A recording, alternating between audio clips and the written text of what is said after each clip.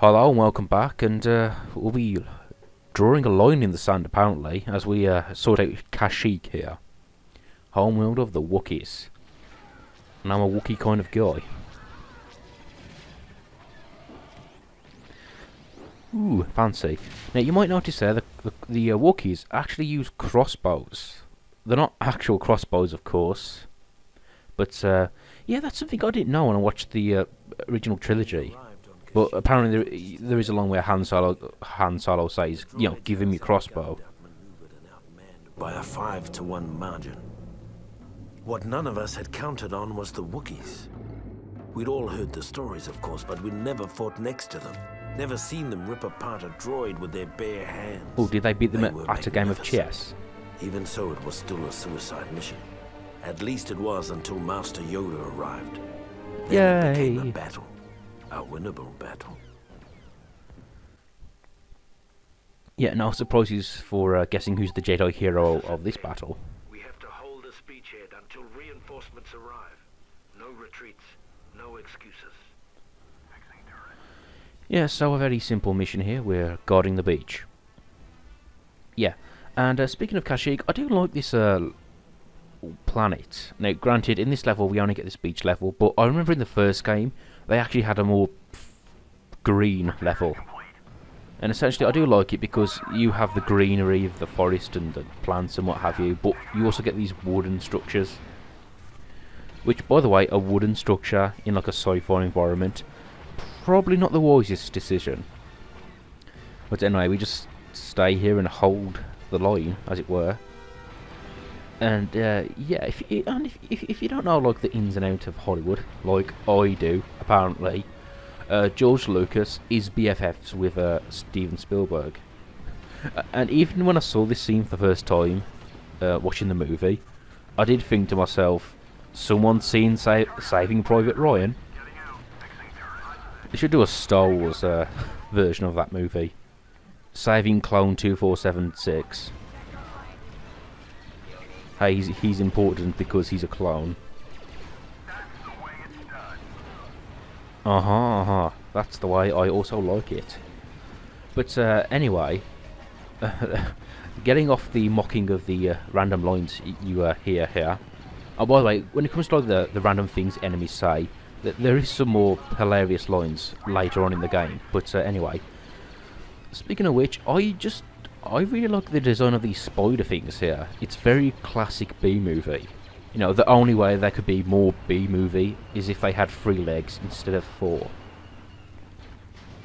And also they have like little satellite dishes as weapons.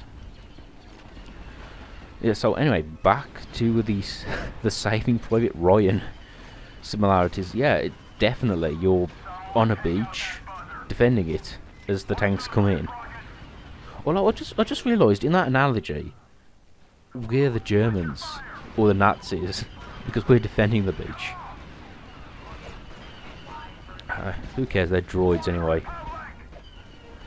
Anyway, I think I did say this in a previous part, but I do like the designs of the vehicles in the prequel trilogies.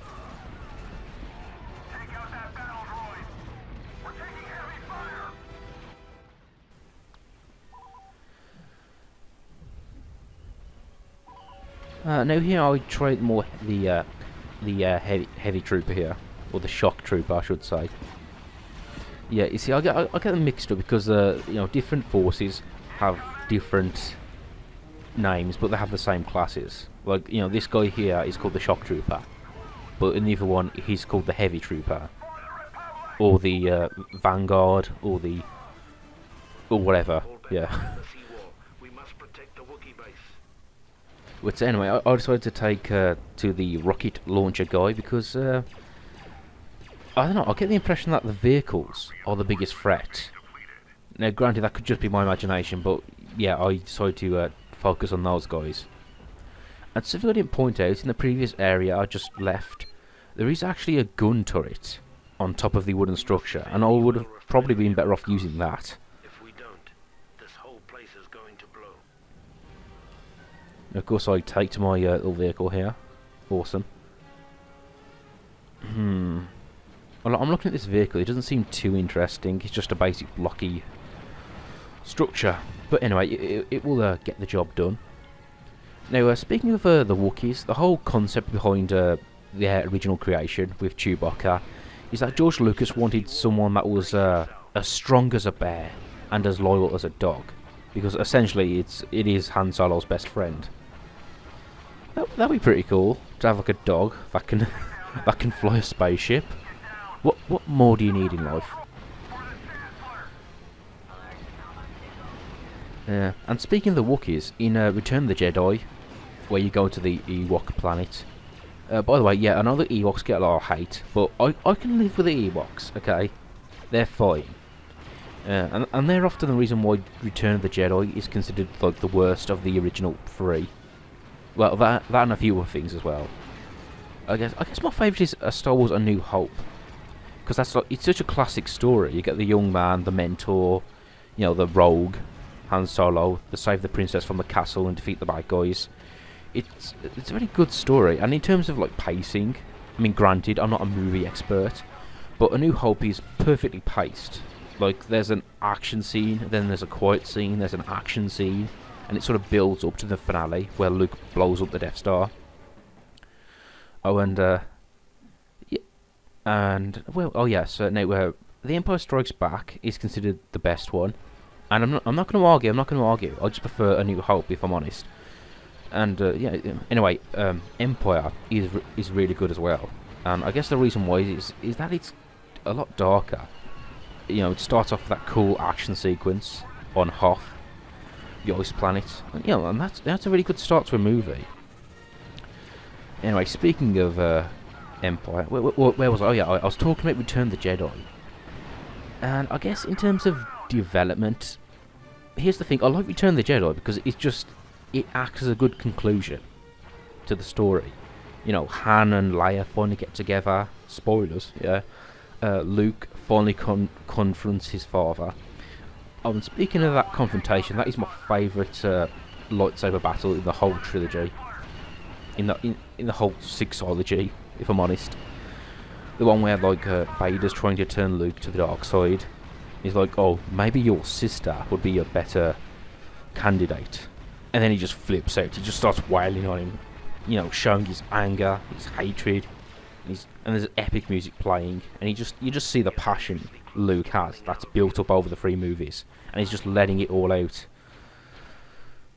Pretty sweet. Speaking of which, that's an element of Star Wars I find it hard to believe. That, yeah, granted, you have the light side and the dark side, and the light side isn't supposed to kill, I suppose, but they do when they have to. If you know what I mean. It's like... but anyway, I'm probably analysing it too much. And to get back to the original point I was trying to make with Return of the Jedi, is that originally it was meant to be the Wookiees in the 3rd episode, and how good would have that been? That would have been a lot better than Ewoks. You can see even then George Lucas was trying to push cartoony characters on us. You know, it's like Indiana Jones 4. Like, what I remember about that movie is the CGI cartoon golfers, you know, who pop up and make a funny face, and also the CGI monkeys that show Shia LaBeouf how to swing through the jungle. But then again, you know, is Indy 4 hated? You know, to go really off topic, but I suppose it is, because they're all kind of, let's be honest, the Indiana Jones movies are all kind of stupid. You know, in the first movie, you have ancient traps, which are light sensitive, you know, in the opening sequence in the tomb. And also, in Temple of Doom, you have them fall out of an airplane in a dinghy, and they survive. So I guess in that context, the nuke fridge isn't that bad.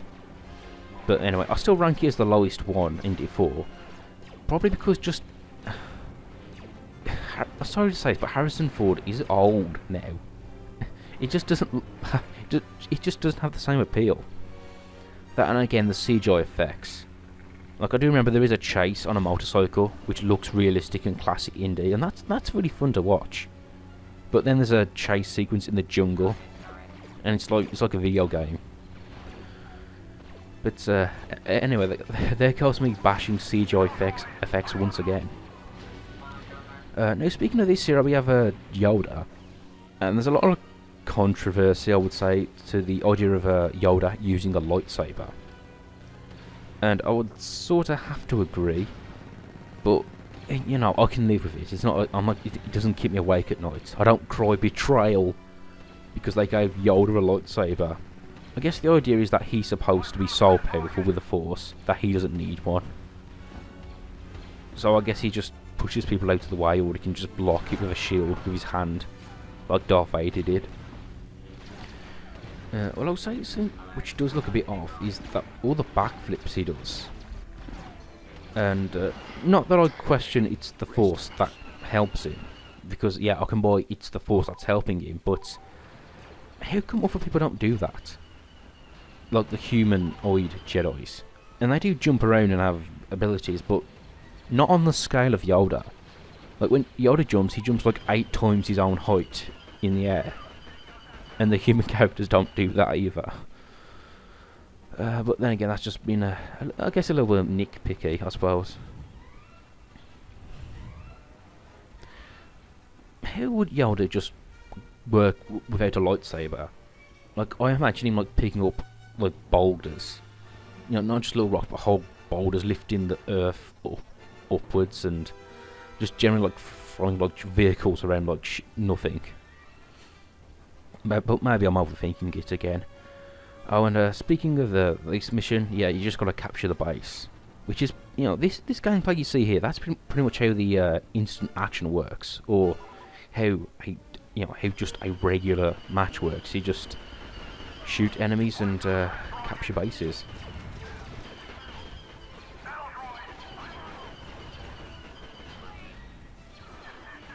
Now, something I haven't talked about is the grenades you see there, which are very conveniently red and fluorescent. And I say that because they're probably one of your biggest enemies. I mean, your biggest threats, the grenades. So yeah, always keep an eye out for them on the ground, because obviously they can kill you with one hit. So yeah, avoid grenades. You know that line, "We've got droids"? Is that a quote from a movie? Because I can't be sure. And I'm pretty sure these aren't the droids you're looking for. But Tish. Yeah, I've actually took my time with this level. Probably a lot more than I should have. But anyway, it's about to be over finally.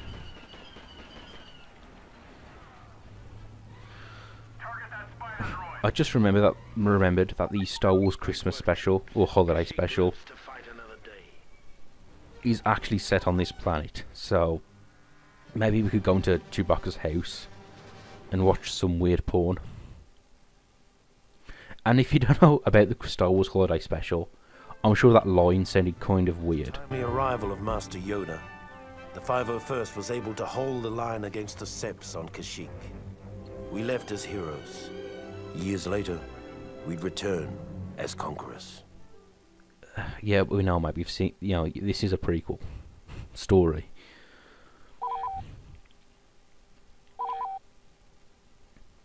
Oh, anyway, hope you enjoyed it. Join me again. This one was, I went on a little rant here, or a little review, but